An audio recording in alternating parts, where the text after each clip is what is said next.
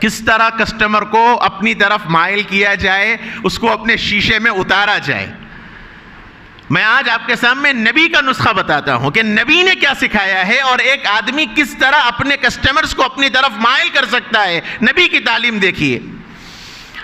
اللہ کے نبی صلی اللہ علیہ وآلہ وسلم مکۃ المکرمہ میں نبوت سے پہلے، جیسے میں نے بتلایا، بڑے کاروباری تھے، تجارت کیا کرتے تھے، اور سب سے بڑے تاجر اس وقت میں جب حضرت خدیجہ الکبریٰ رضی اللہ عنہا نے اللہ کے نبی سے نکاح فرمایا۔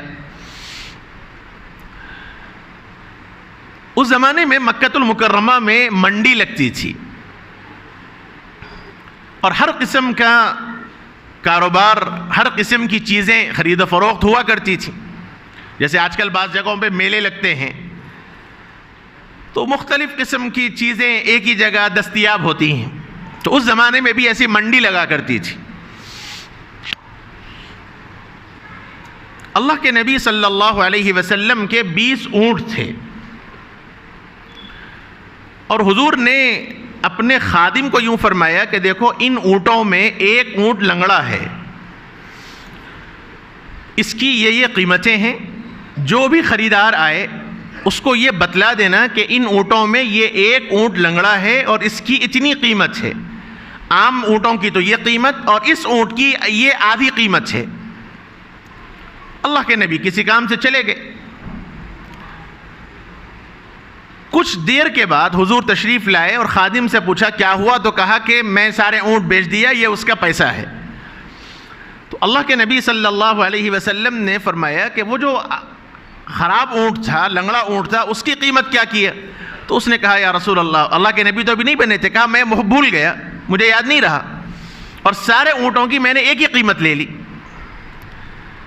اللہ کے نبی صلی اللہ علیہ وسلم کے ماتھے پر شکن پڑ گئی،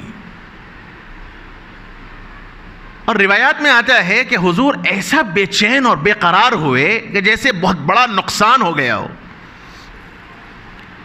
یہ بات کوئی قلم لکھنے والا نہیں کہتا، یہ کوئی زبان بولنے والا انسان نہیں کہتا، بلکہ یہ وہ آدمی نقل کرتے ہیں جنہوں نے اللہ کے نبی کی اس کیفیت کو دیکھا ہے۔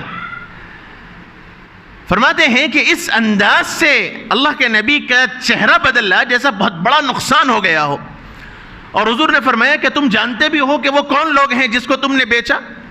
تو انہوں نے کہا کہ نہیں میں نہیں جانتا۔ خادم نے کہا مجھے نہیں معلوم کون ہے، کہاں سے آئے؟ کہا وہ بھی میں نے نہیں دیکھا کہ وہ کہاں سے آئے، کون ہیں، بس یہ پوچھا کہ اس میں محمد ابن عبداللہ کے اونٹ کون سے ہیں؟ تو میں نے کہا یہ اونٹ ہیں، تو بس اس نے پیسے دیے اور لیا اور چل دیا۔ تو فرماتے ہیں کہ حضور ایک تیز رفتار گھوڑے پر سوار ہوئے اور تیزی کے ساتھ گھوڑا دوڑاتے ہوئے اللہ کے نبی گئے، اور وہ صحابی فرماتے ہیں بعد میں ایمان لائے، وہ فرماتے ہیں میں حضور کے ساتھ تھا سفر پہ، اس گھوڑے پر بڑی تیزی کے ساتھ حضور گئے، اور پورا ایک دن کا سفر، مکمل ایک دن اور ایک رات کا سفر ہم نے طے کیا، اور ایک جگہ میدان میں کچھ لوگوں کو ہم نے دیکھا کہ وہ پڑاؤ ڈالے ہوئے ہیں، اور اللہ کے نبی نے اپنے اونٹوں کو دیکھ کر پہچان لیا کہ یہ میرے اونٹ ہیں۔ تو اس وقت اللہ کے نبی کے چہرے پر میں نے جو اطمینان والی کیفیت دیکھی وہ میں بیان نہیں کر سکتا۔ صحابی فرماتے ہیں کہ اس وقت میں نے محمد کے چہرے پر جو آثار دیکھے خوشی کے، وہ میں بیان نہیں کر سکتا۔ حضور اس قافلے کے پاس پہنچے اور اس کے بعد تھوڑی دیر آرام کیا، چونکہ گھوڑ سواری اور پھر مکمل ایک دن تیزی کے ساتھ چلنے سے کمر کا جو حال ہے وہ بیان نہیں کیا جا سکتا۔ حضور تھوڑی دیر آرام کیا، چونکہ اب آرام ہو گیا تھا کہ میرے اونٹ مل گئے۔ تو اللہ کے نبی صلی اللہ علیہ وسلم نے آرام کر کے بعد میں اس قافلے والوں سے پوچھا کہ تمہارا امیر کون ہے؟ انہوں نے نشاندہی کی کہ فلاں آدمی امیر ہے۔ تو اللہ کے نبی صلی اللہ علیہ وسلم نے فرمایا کہ دیکھو اصل بات یہ ہے کہ میرے اونٹ ہیں، میں محمد ابن عبداللہ ہوں۔ تو وہ جب حضور نے اپنے زبان سے کہا کہ میں محمد ابن عبداللہ ہوں، تو کتابوں میں لکھا ہے کہ وہ جو امیر تھا قافلے کا، اس نے فوری آگے بڑھ کر اللہ کے نبی کا ہاتھ چوم لیا، حالانکہ ابھی حضور نبی نہیں بنے، ابھی حضور کا شہرہ نہیں ہوا، ابھی اللہ کے نبی کی شہرت دنیا میں نہیں پھیلی۔